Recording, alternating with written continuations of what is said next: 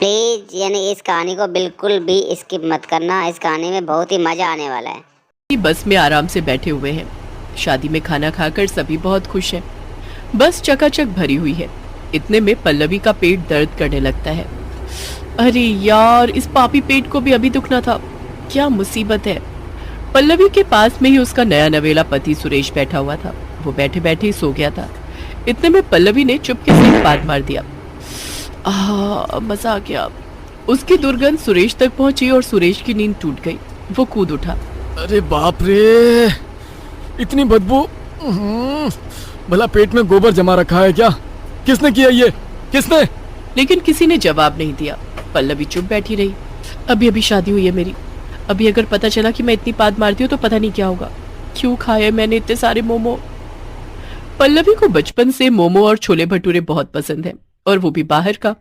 वो जब छोटी थी तब स्कूल जाते वक्त उसकी माँ जानकी कहती थी, बेटा आज टिफिन में क्या लेकर जाएगी?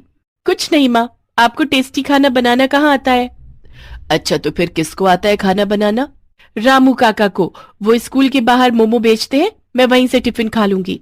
पल्लवी घर में खाना पसंद नहीं करती थी। उसको हमेशा बाहर ही खाना होता था। बेटी बाहर का खाना मत खा, तबीयत बिगड़ जाएगी। कुछ नहीं होगा माँ, आप चिंता मत कीजिए। बाहर खाते खाते पल्लवी का पेट बिगड़ने लगा। एक दिन वो अकेली अपने कमरे में बैठी हुई थी, तभी उसको पाद आ गया। उसने हाथ दिया। अरे कितना गंदा स्मेल है। लगता है आज मैंने मोमो ज्यादा खा ली। लेकिन फिर भी पल्लवी का खाना नहीं रुका। वो कॉलेज जाने लगी। कॉलेज में पहले दिन वो क्लास बंक करके बाहर घूमने चली गई। जरा देखो तो यहाँ खाने की दुकानें कहाँ हैं और क्या क्या मिलता है यहाँ। पल्लवी ने मोमो और छोले भटूरे की दुकानें ढूंढकर निकाली और हर रोज खाने लगी। वो एक एक दिन में 10-10 प्लेट मोमो चट कर जाती थी। ये देखकर एक दिन मोमो वाले ने उससे कहा, अरे दीदी, इतना भी मोमो खाना अच्छा नहीं होता। इसमें मैदा होता है। ज्यादा मैदा शरीर के लिए ठीक नहीं है। ये सुनकर पल्लवी ने कहा, तू ज्यादा ज्ञान मत दे, चल और एक प्लेट मोमो लगा। और सुन, चटनी थोड़ी सी तीखी करना कल से। मोमो खाने के बाद वो पास की दुकान में छोले भटूरे खाने चली गई। अरे दीदी, अभी अभी तो मोमो खाया आपने। छोले भटूरे में भी मैदा ही होता है, बाद में खाइएगा। अरे तुम लोगों ने तो हद ही पार कर दिए। छोले भटूरे दे रहे हो या मैं जाऊं दूसरी दुकान में? ये सुनकर छोले भटूरे वाले ने पल्लवी से और बहस नहीं की। पल्लवी के जाने के बाद उसने कहा, ये लड़की कितना खाती है। अरे बहुत जल्दी पेट खराब होगा इसका। और वही हुआ भी।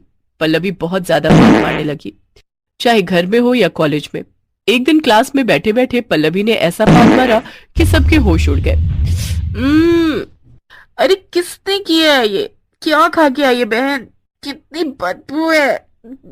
आज क्लास खत्म। इतनी बदबू में क्लास नहीं हो सकती। पल्लवी मन ही मन हंसती रही। अरे वाह, मेरी पाद में तो बहुत ही ज्यादा शक्ति है। क्लास ही बंद कर दी मैंने तो।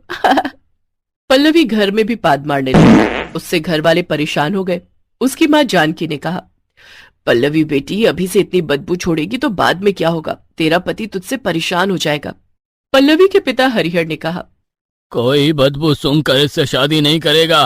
बेटी, तू ये सब खाना छोड़ दे और मेरे साथ डॉक्टर के पास चल। नहीं पापा, मुझे डॉक्टर की कोई जरूरत नहीं है और खाना तो मैं बंद नहीं करूंगी।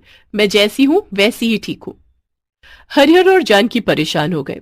उन दोनों ने पल्लवी के लिए लड़का देखना शुरू कर दिया और कुछ ही दिनों में एक लड़का उन लोगों को पसंद आ गया। लड़के का नाम सुरेश था।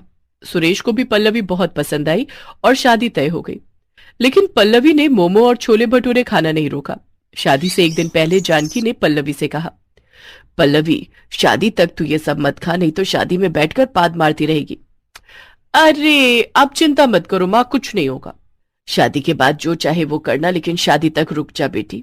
पल्लवी ने कहा कि वो मोमो और छोले भटूरे शादी तक नहीं खाएगी, लेकिन उसे भी पता था कि वो अपने आप को रोक नहीं सकती। शादी का दिन आ गया। पल्लवी की सहेलियां सुबह सुबह चली आई। अरे सुनना ललिता, मैंने कल से मोमो नहीं खाया, छोले भटूरे भी नहीं खाया, मुझे ला देना। नहीं पल्लवी, तेरी माँ मुझे मारेगी फिर। अरे उन्हें पता ही नहीं चलेगा, हमारी दोस्ती की कसम, ला देना। ललिता मना नहीं कर पाई। वो छुपकर बाजार गई और फिर छोले भटूरे और मोमो खरीद कर ले आई। पल्लवी ने सुबह सुबह मोमो और छोले भटूरा खाया। उसके पेट में गैस बढ़ने लगी। दोपहर को भी उसने वही खाया। उसके पेट में गैस और बढ़ गई। शाम को सुरेश बारात लेकर आ गया, लेकिन पल्लवी का मन सिर्फ खाने पर था। शादी के स्टार्टर में मोमो था। पल्लवी ने और मोमो खाया और फिर उसकी शादी हो गई। सारे बाराती बस में चढ़ गए और पल्लवी सुरेश की गाड़ी में बैठ गई। उसके हाथ में तब भी एक प्लेट मोमो था। अरे मोमो बहुत पसंद है क्या तुम्हें? हाँ, बहुत पसंद है। गाड़ी में बैठे बैठे पल्लवी सारे मोमो चट कर गई और फिर रास्ते में अचानक से गाड़ी खराब हो गई। अरे बाप रे, इस गाड़ी को भी अभी खराब होना था। चलो पल्लवी, हम दोनों बस में चढ़ जाते हैं। चलो पल्लवी, हम दोनों बस में चढ़ जाते हैं। दोनों बस में चढ़ गए। वहां सारे बाराती बैठे हुए थे और बस चकाचक भरी हुई थी। इतने में पल्लवी की पास निकल गई। सुरेश ने परेशान होकर कहा, अरे बाप रे, इतनी बदबू! भला पेट में गोबर जमा रखा है क्या? किसने किया ये? किसने? लेकिन किसी ने जवाब नहीं दिया। कुछ देर बाद पल्लवी को फिर से पाद आ गई। उसने पाद दिया और इस बार पूरे बस में बदबू फैल गई। सारे बारातियों ने अपनी नाक ढक ली। अरे बाप रे, कौन है ये? नई दुल्हन के सामने पादने में शर्म नहीं आई? शादी में थोड़ा कम नहीं खा सकते थे क्या? नई दुल्हन हमारे बारे में क्या सोचेगी? पल्लवी अपने ही मन में सोचने लगी। इन्हें तो पता ही नहीं है कि मैं पाद रही हूँ, लेकिन क्या करूँ, पाद को रोकूं कैसे? ये सोचते हुए पल्लवी ने फिर से पाद दिया और इस बार जोर से आवाज हुई। पल्लवी शर्म से मर गई। पल्लवी, तुम इतनी देर से तुम पाद रही थी? वो असल में, हाँ, बहुत ज्यादा मोमो खा लिए मैंने। इतनी बदबूदार पाद। तभी पल्लवी ने फिर से पाद दिया। पूरे बस के लोग पागल हो गए। सभी चिल्लाने लगे, अरे भाई, पाद पाद कर पोल्यूशन कर दी है। अरे बाप रे, बचपन से अभी तक जो भी खाया है सब निकल जाएगा भैया। बस रुक गई। सारे लोग नीचे उतर गए और किसी किसी ने तो सच में उल्टी कर दी। सुरेश ने पल्लवी से कहा, पल्लवी, ये क्या कर डाला तुमने? तुम इतनी पदौड़ी हो। माफ करना, मुझे कभी कभी पाद निकल जाती है। कभी कभी? हर 2 मिनट में पाद रही हो तुम। सुरेश का बोलना खत्म ही नहीं हुआ कि तभी पल्लवी ने फिर से पाद दिया। पल्लवी ड्राइवर के पास जाकर बैठ गई। बस में से बदबू निकल जाने के बाद सभी बस में फिर से चढ़ गए। बस चलने लगी, लेकिन पल्लवी को फिर से पाद आ गई। नहीं नहीं, और नहीं पादना है, और नहीं, और नहीं, और नहीं। पल्लवी ने किसी तरह पाद को रोक लिया, लेकिन उसके पेट में गैस जमने लगी। पल्लवी ने कई बार पाद रोका, लेकिन उसके बाद उसे इतनी जोर से पाद आई कि वो अपने आप को रोक नहीं पाई। उसने इतनी जोर से पादा कि पूरी बस कांप उठी और इतनी बदबू से सभी का सर चकराने लगा। ड्राइवर उसके पास में ही बैठा हुआ था।